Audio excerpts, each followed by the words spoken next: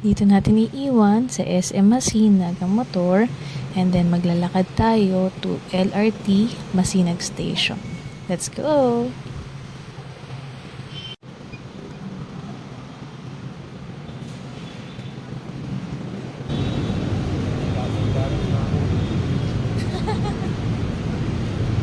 Ano ba dapat? Saan tayo? Bawal ang judgmental. Sanay po kami magmotor pero hindi po kami sanay mag-commute. This is our first time mapupunta sa Manila City Hall and first time namin magko-commute going there. And dito, this is only our second time na makasakay sa line na to simula nang nagawa tong Masinag LRT Station.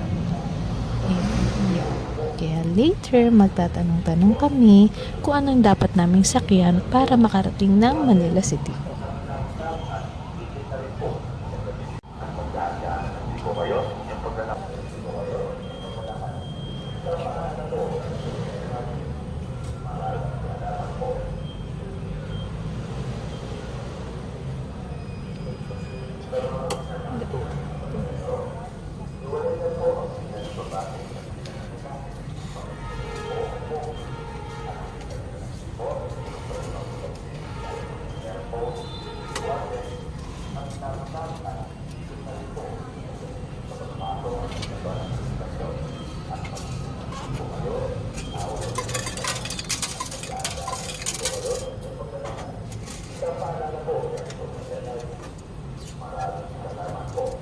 Tama yung change mo?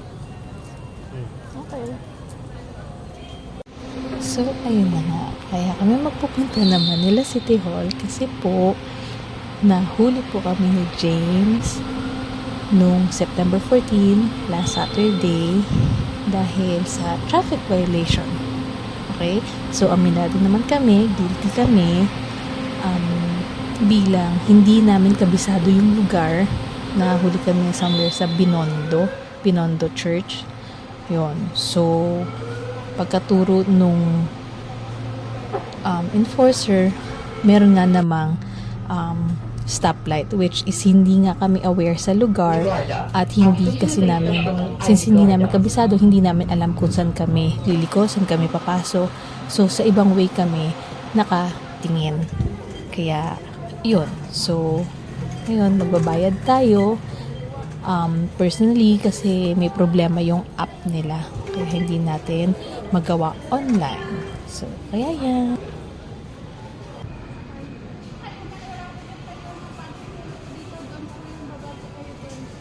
Ate, excuse me.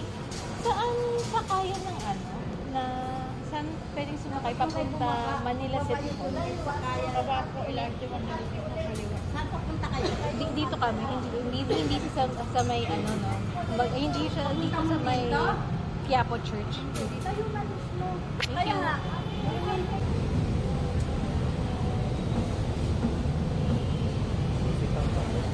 Hindi, sa kabila yung isitan.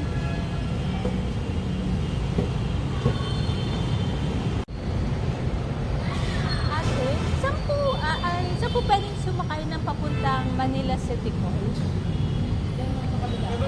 Kabila ng building na yan, may makita kayo saradong chowking dyan, doon kayo maghintay ng jeep. Mga papuntang SM Manila.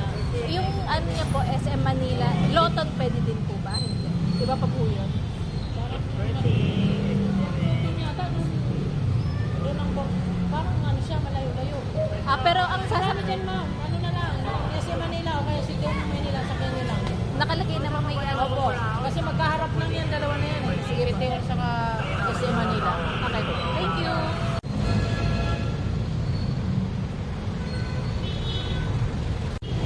At sa pagtatanong-tanong natin, ang sabi ay SM Manila daw ang sasakyan namin na jeep. At dito, pinagsasabihan na ako ni James na itago ko na yung phone ko kasi nga baka mahablot.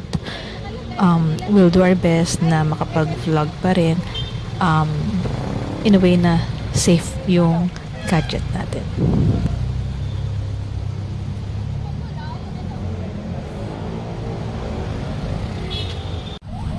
Ngayon na lang ulit kami nakasakay ng jeep. Lalo si James. If I'm not mistaken, it has been over a decade, 10 years, more than 10 years na siyang hindi nakakasakay ng jeep, hindi nakakasakay ng any public transportation. Lagi po talaga kami nakamotor. Kaya na-excite kami na nakapag commute ulit kami. Kaya yan.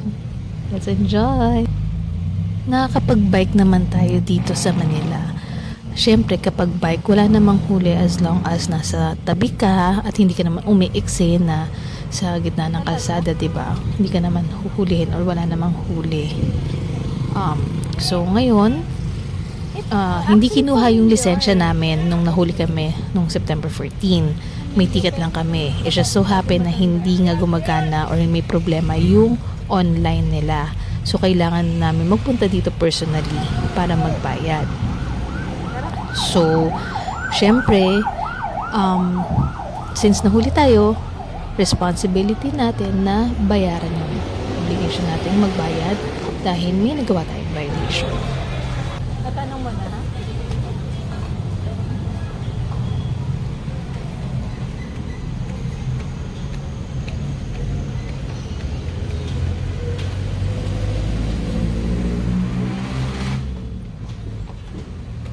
Ano ba? Ito na yung Manila City Hall.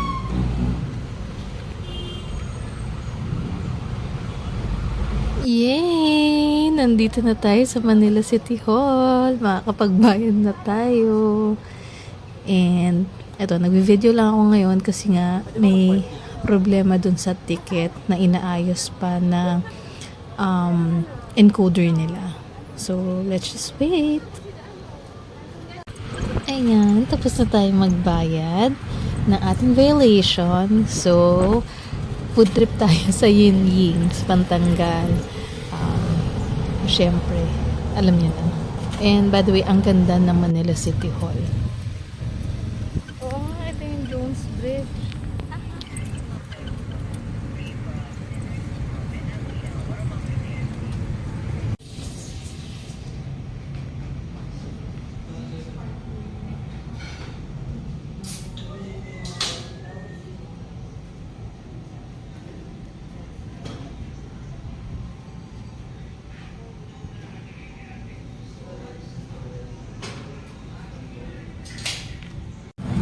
So, we decided na maglakad na lang since kaya namang lakarin hanggang Recto Station kasi sinisingil kami ng parang kuliglig pa ang tawag doon or yung basta parang siyang tricycle.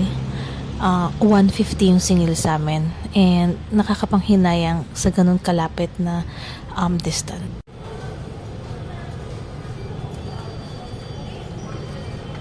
Ba tayo?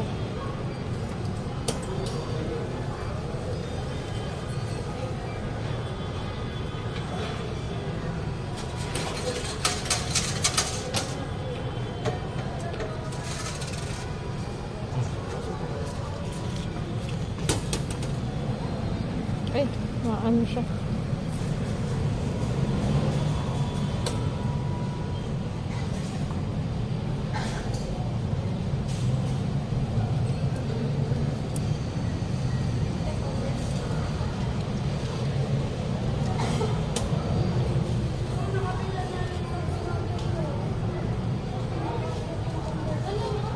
Baliktad yata. Tapos, dito.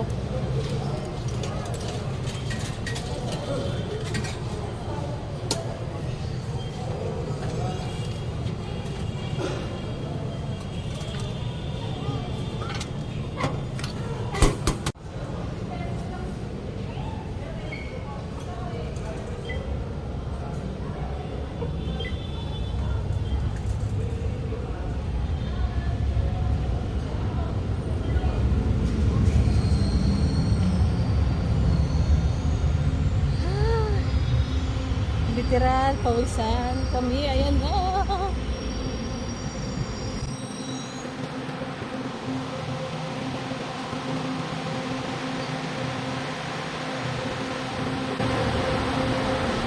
Pa.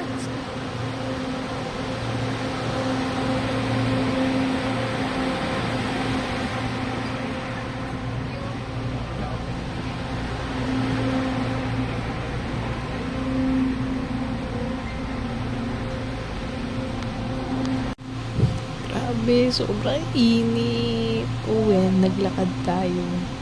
Tapos ang init. Sobra. Habang nasa loob ng tren, ikalap mo natin ang pauwi at mga nakatatanda, buntis at mga pagkapansa ng pasahero. Ugaliing humawak sa mga safety handrails at iwasang hawakan at sandalan ang mga biguan ng tren.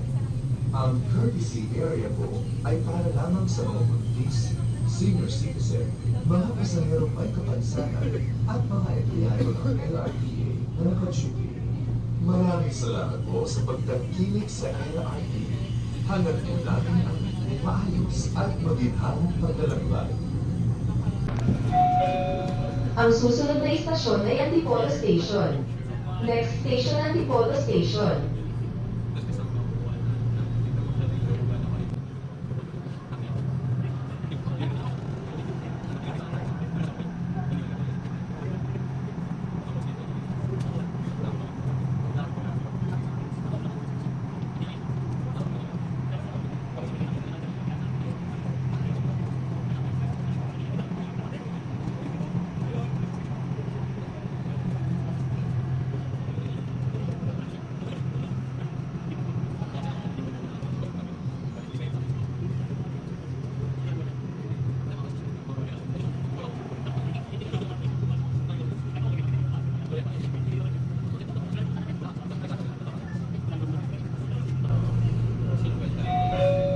Arriving at Antipolo Station. Paparating na sa Antipolo Station. Last station na po, Antipolo, Panginoon and Check ang Pagkasa ng Nagati, Bayo University. Last station po.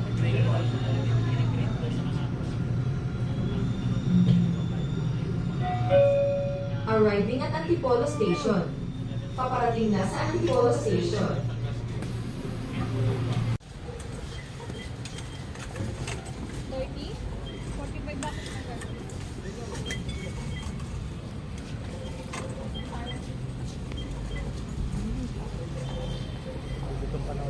Hello, busog nga.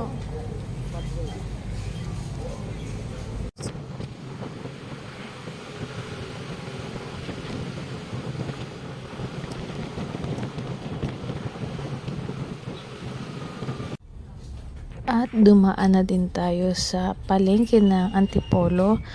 Bumili tayo ng pang-ulam and also ng maintenance ni James. Kasi po si James ay diagnosed ng high blood since 16 years old siya. Yes, you heard it right. High school pa lang kami, diagnosed na siya ng high blood. That's it for now, guys. Thank you for watching and you have a great day. Bye for now.